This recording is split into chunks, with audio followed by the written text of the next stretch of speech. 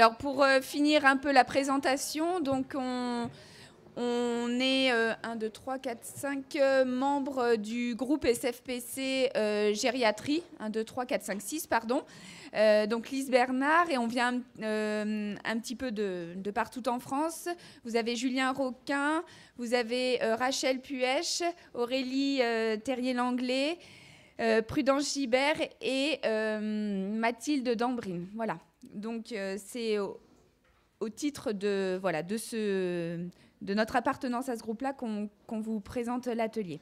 Alors, sur les généralités auxquelles il y a un intérêt, sur les généralités que je vous présente, je vais aller vite, hein, et les diapos, comme vous le savez, vous y aurez accès, sans problème.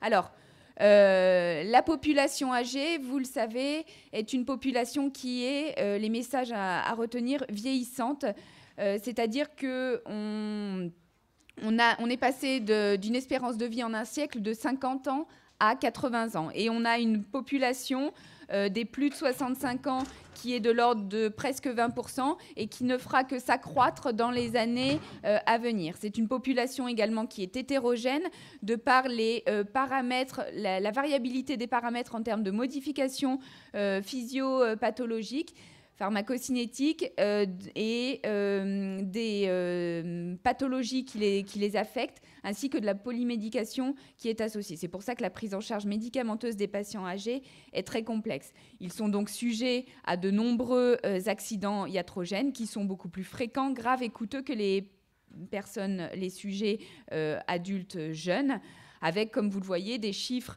qui parlent d'eux-mêmes. 20%, ces accidents sont responsables de 20% des admissions aux urgences chez les plus de 75 ans, et c'est la première cause de réhospitalisation, avec des accidents qui, pour la plupart, sont évitables, de par une meilleure indication, un respect des contre-indications, une durée et une posologie, par exemple, qui sont excessives, ce qui fait qu'on a quand même une marge d'amélioration, et on verra avec quel type d'action on peut améliorer ces chiffres-là. C'est une prise en charge du coup qui coûte cher de par les accidents iatrogènes et qui fait partie maintenant intégrante des politiques de santé, comme vous le savez, qui sont inscrits dans les pratiques exigibles, par exemple, de l'HAS, avec un volet spécifique sur la personne âgée pour ce qui est du manuel de certification et qui rentre maintenant dans nos CAQES. Alors, au-delà du diagnostic des pathologies médicales classiques qui est réalisée chez la personne âgée, il y a une véritable évaluation gérontologique qui passe par l'évaluation de la réduction des réserves fonctionnelles liées au vieillissement et aux maladies chroniques et qui sont affectées. Cette diminution est aussi affectée en fait par les décompensations fonctionnelles qui aboutissent ou pas, en fonction du type de décompensation, à la notion de fragilité et d'insuffisance fonctionnelle. Et c'est cette évaluation qui est prise en compte dans l'évaluation gérontologique globale, avec comme type de décompensation les affections médicales aiguës, mais également tout ce qui va être potentiellement affection iatrogène, enfin pathologie iatrogène, et le stress environnemental lié à la personne âgée. Et tout ceci, vous savez, est résumé dans le diagramme de Bouchon que vous devez largement connaître.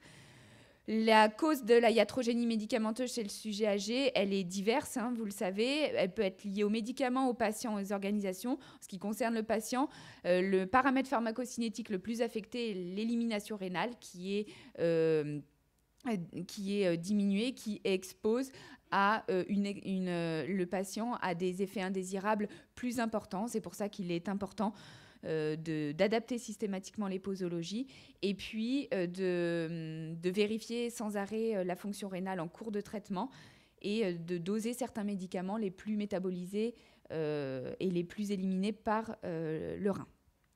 Alors, les personnes âgées consomment beaucoup de médicaments, hein, ça vous le savez également. Les chiffres que vous voyez présentés à l'écran datent un petit peu, mais ils sont toujours d'actualité. On sait que 90% des consultations médicales se terminent par une ordonnance, avec ordonnance pour la pharmacie, et du coup sont responsables de 37% des dépenses pharmaceutiques.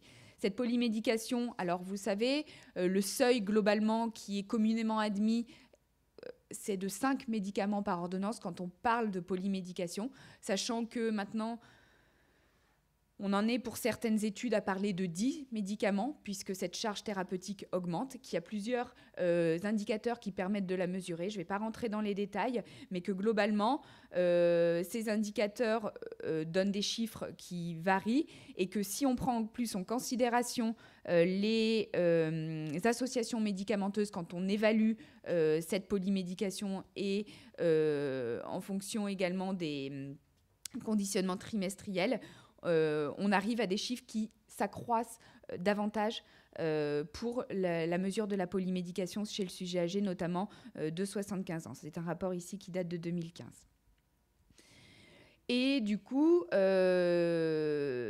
causes de cette polymédication, c'est essentiellement la polypathologie. Quand on parle de polypathologie, c'est la co-occurrence de plusieurs pathologies pour un patient pour une période donnée, et donc au moins 2, qu'on a, pour retenir un chiffre, plus de 57% des plus de 75 ans qui ont au moins une ALD, et 40% au moins 2. Que dans cette polypathologie, il y a du coup, en majorité, les pathologies les plus recensées sont celles du système cardiovasculaire, tout ce qui va affecter le système nerveux central, l'appareil digestif et l'appareil locomoteur.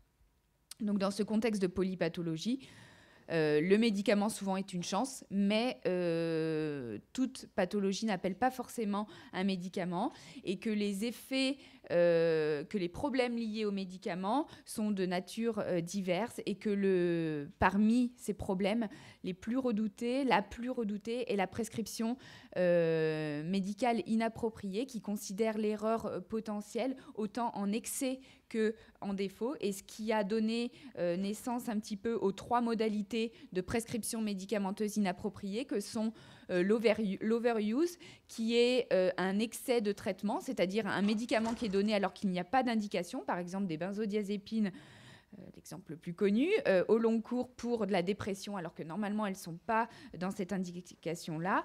L'underuse, qui aboutit souvent à l'inertie thérapeutique, avec par exemple l'absence d'antidépresseurs, alors que c'est le cas pour une dépression qui est caractérisée.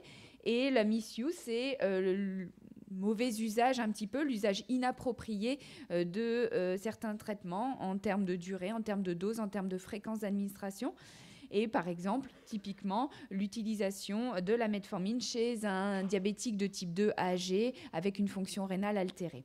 Alors, par rapport à cette prescription médicale inappropriée, de nombreux outils ont été élaborés par des groupes d'experts, outils qui sont subdivisés un petit peu en 2 classes, les méthodes dites explicites, donc on va le revoir, et les méthodes implicites. Parfois on utilise les 2, qui permet d'avoir des choses complémentaires pour analyser une prescription.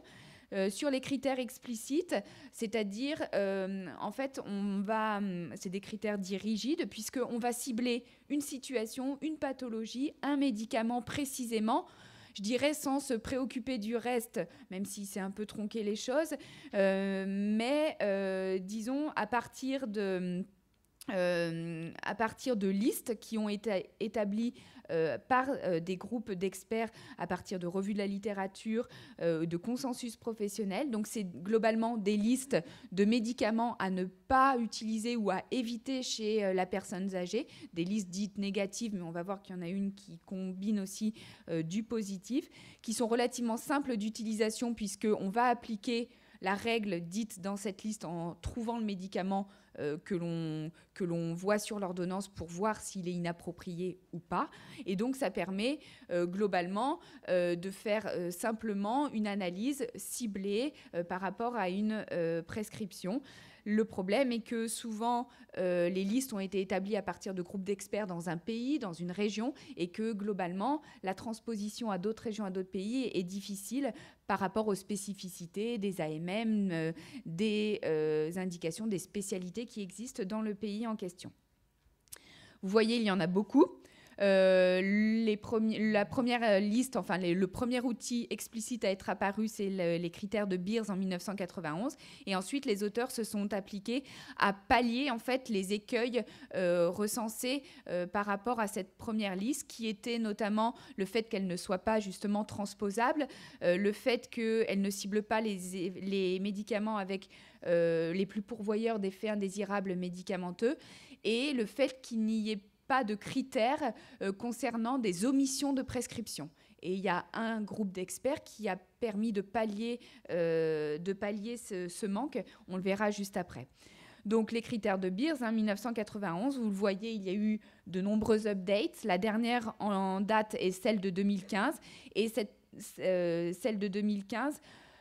Vous avez, dans la version de 2015, vous avez 88 critères concernant des médicaments ou des classes médicamenteuses dits inappropriées, qui sont répartis en 5 catégories. Les médicaments à éviter chez la personne âgée, les médicaments à éviter chez la personne âgée en cas de telle ou telle pathologie, les médicaments à utiliser avec prudence, les médicaments ayant des effets indésirables significatifs et les médicaments à éviter lorsqu'il y a une fonction rénale altérée. Donc voilà, c'est sous forme d'un tableau et la majorité des listes, des critères explicites sont sous cette forme-là. Vous avez ensuite, en 1997, les critères de MacLeod pour tout ce qui est adapté à la personne âgée de plus de 65 ans au niveau du Canada, où là, il y a 38 critères, 18 médicaments contre-indiqués chez les sujets âgés, enfin, à éviter chez les sujets âgés, 16 interactions médicaments-pathologie et 4 interactions médicaments-médicaments qui sont, eux, répartis par sphère. Alors, ils ont utilisé 5 sphères, la sphère cardiovasculaire, la sphère des psychotropes, la sphère des analgésiques, la sphère des AINS et la classe traitement divers. Donc ça a été leur classification. Donc voilà, toujours sous forme d'un tableau également. Ensuite, l'équipe de Nogler et al. En 2000 s'est basée sur les critères de MacLeod, puisque c'est également un outil canadien. Cette fois-ci, vous avez 14 critères, dont 2 médicaments inappropriés, 10 interactions médicaments-pathologie et 2 durées excessives de traitement. Donc ça se présente là, voilà, uniquement sous cette forme de liste très ciblée. Les critères nord-américains, du coup, pas trop adaptés à la pratique française, étant donné les médicaments qui quand même sont un petit peu différents dans ces pays-là pour certains, et surtout absence un petit peu d'alternatives thérapeutiques. Quand on nous dit dans une des listes, faut pas utiliser ça, ok, c'est bien, mais après, qu'est-ce qu'on fait? Premier critère complètement adapté premier outil complètement adapté à la pratique française, c'est la liste de La Roche, et qui est globalement beaucoup utilisée par nos collègues médecins gériatres et par nous pharmaciens pour analyser justement les prescriptions de cette manière-là. Elle a l'avantage, cette liste, du coup, d'être complètement adaptée à la pratique française, puisque ce sont des spécialités des DCI que nous avons sur le territoire. Elle date déjà de 2007. Donc c'est pour ça que c'est des choses qui doivent être mises à jour régulièrement, parce qu'il y a déjà des choses qui évoluent rapidement, et qui comportent 34 critères de médicaments inappropriés, dont 29 critères de médicaments inappropriés chez le sujet âgé, et 5 situations dites à risque, que sont le glaucome à angle fermé, que sont la constipation chronique, l'hypertrophie bénigne de la prostate, l'incontinence urinaire et la démence. Et critères qui sont basés sur un rapport risque-bénéfice défavorable, une efficacité discutable ou bien les deux. Et l'avantage de cette liste, c'est que comme vous le voyez sur ce tableau-là, il y a dans la dernière colonne les alternatives thérapeutiques proposées par l'équipe de Marie-Laure Laroche. Et ça a été quand même une évolution par rapport aux critères déjà existants.